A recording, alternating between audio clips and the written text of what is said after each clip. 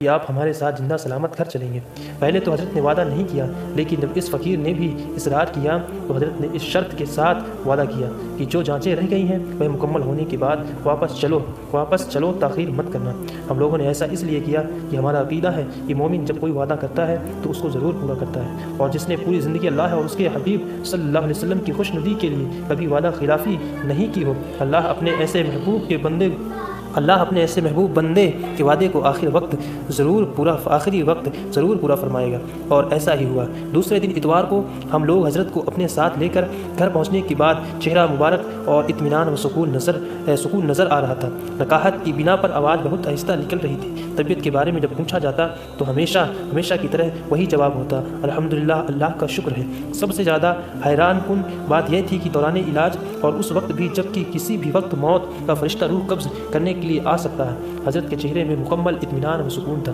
جبکہ اگر کسی شخص کو اپنی موت کا یقین ہو جائے تو اس کی گھبراہٹ اور بے قراری بڑھ جاتی ہے۔ دراصل وہی طالب علم اطمینان سے گھبراتا ہے جس نے پڑھائی نہیں کی ہے، اور جنہیں سبق اچھی طرح یاد کیا ہوتا ہے وہ اطمینان سے نہیں گھبراتا، اور جس طالب علم کی تیاری امتیاز، خاص اور اعلیٰ مقام حاصل کرنے کے لیے ہوتی ہے وہ تو اطمینان کا نام سن کر خوش ہو جاتا ہے۔ کچھ ایسا ہی مفسر قرآن علیہ رحمہ کے چہرے کے سکون و اطمینان میں سے ظاہر ہو رہا تھا۔ کیوں نہ ہو جس نے ہزارہ خواب پیدا کی اور جو خود ہر گھڑی افراد کو بیدار کیا ہو اور ان کے اندر فکر عاقبت پیدا کی اور جو خود ہر گھڑی رضا الہی کے حصول میں لگا رہتا ہے، اس کو موت کا کیا ڈر؟ موت سے تو وہ ڈرتے ہیں جو دنیا کی محبت کے خالق کائنات کے احکام کو فراموش کر دیتے ہیں، اور عاشق رسول کا تو انداز ہی کچھ جدا گانا ہوتا ہے۔ مفسر قرآن علیہ رحمہ خود فرماتے ہیں، قبر میں زیر جمی جانے سے مومن کیوں ڈرے، جان راحت وہاں روئیتے رسول کی۔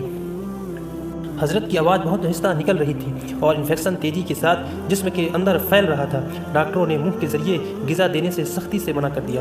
گھر کے لوگ وقفہ سے آب زمزم شریف چمچہ کے ذریعے پلا دیتے۔ فقیر جب فجر کی نماز ادا کرنے کے بعد حضرت کے پاس پہنچا اور حضرت کو سلام عرض کیا تو حضرت نے سلام کا جواب عنایت فرمانے کے بعد لڑکھڑاتی زبان سے فرمایا، بیٹا فجر کی نماز پڑھنا ہے، تیمم کراؤ۔ اور تیمم کرنے کے لیے ہاتھ اٹھانے لگے، مگر نکاحت کی بنا پر ہاتھ نہ اٹھا سکے، جسم سے میں اتنی بھی قوت نہ تھی کہ نماز کے لیے ہاتھ باندھتے۔ چنانچہ اسی حالت میں لیٹے حضرت نے پوری نماز ادا کی۔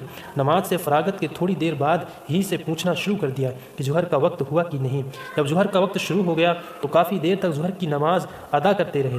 ظہر کی نماز سے فراغت کے بعد عصر کی نماز کی فکر۔ عصر کی نماز ادا کرنے کے بعد ہمارے بھتیجے عزیزم سید مشکور ربانی نے پوچھا، دادا میاں نعت شریف سنائیں؟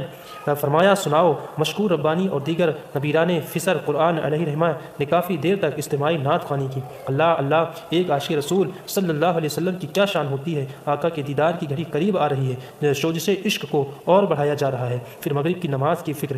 2 روز سے کچھ نہیں کھایا یا صرف تھوڑا آب زمزم شریف حلق کے نیچے جا رہا ہے۔ جسم کی طاقت جواب دے چکی ہے، آواز بھی نحیف تر ہو چکی ہے۔ نہ بچوں کی فکر، نہ ہی گھر بار کی فکر، کوئی شکوہ نہیں، کوئی سوال نہیں، کوئی طلب نہیں۔ طلب ہے تو رضائے الہی کی فکر ہے، تو اپنے معبود حقیقی کی عبادت کی لگن ہے، تو اپنے قریب آقا کی آنکھوں کو ٹھنڈک پہنچانے کی۔